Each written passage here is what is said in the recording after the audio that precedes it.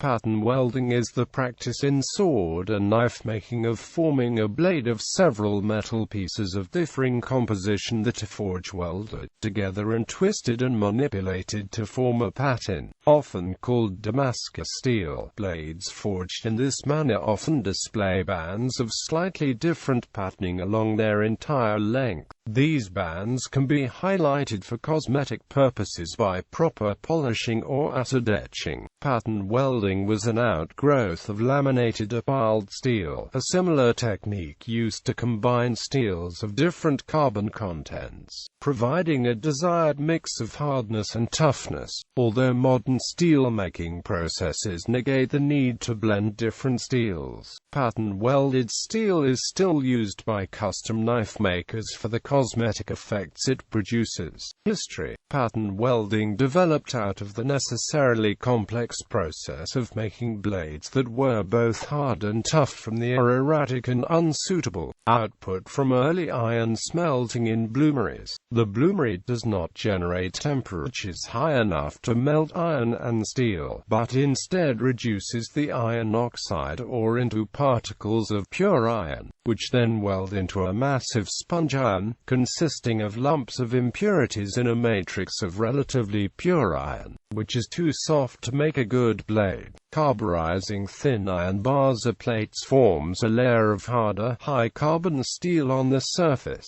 and early bladesmiths would forge these bars or plates together to form relatively homogeneous bars of steel. This laminating different types of steels together produces patterns that can be seen in the surface of the finished blade, and this forms the basis for pattern welding.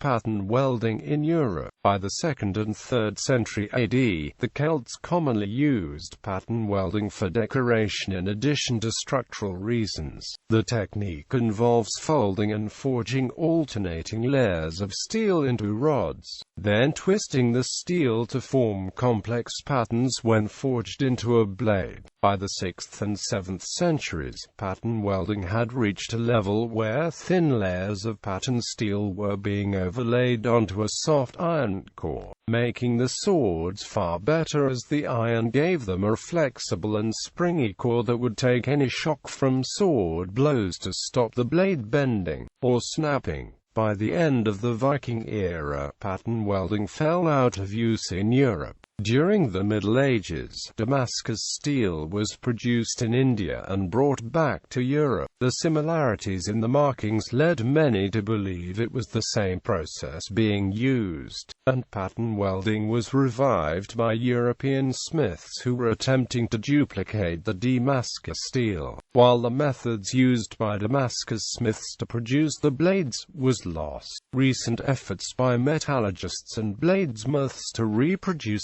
steel with identical characteristics have yielded a process that does not involve pattern welding. However, even these attempts have not been a huge success. A similar technique was also employed by Scandinavian medieval swordsmiths. The more a knife is today manufactured with a similar technique. Today the traditional crucible steel is seldom used, but the high-carbon steel is usually tool steel or stainless steel. Modern decorative use. The ancient sword makers exploited the aesthetic qualities of pattern-welded steel. The Vikings in particular were fond of twisting bars of steel around each other, welding the bars together by hammering and then repeating the process with the resulting bars to create complex patterns in the final steel bar. Two bars twisted in opposite directions created the common chevron pattern. Often, the center of the blade was a core of soft steel, and the edges were solid high-carbon steel, similar to the laminates of the Japanese. The American Bladesmith Society's Master Smith test, for example, requires a 300-layer blade to be forged. Large numbers of layers are generally produced by folding, where a small number of layers are welded together. Then the blank is cut in half, stacked, and welded again, with each operation doubling the number of layers.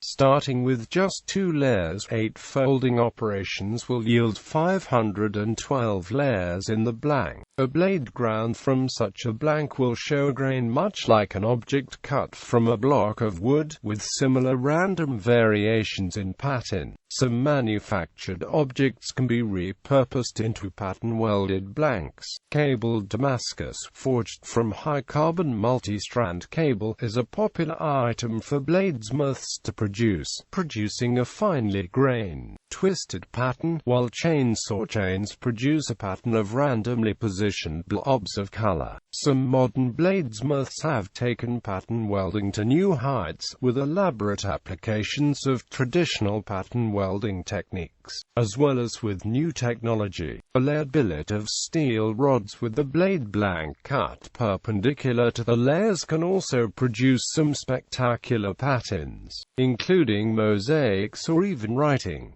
Powder metallurgy allows alloys that would not normally be compatible to be combined into solid bars. Different treatments of the steel after it is ground and polished, such as bluing, etching, or various other chemical surface treatments that react differently to the different metals used, can create bright, high-contrast finishes on the steel. Some mastersmiths go as far as to use techniques such as electrical discharge machining to cut interlocking patterns out of different steels, fit them together, then weld the resulting assembly into a solid block of steel.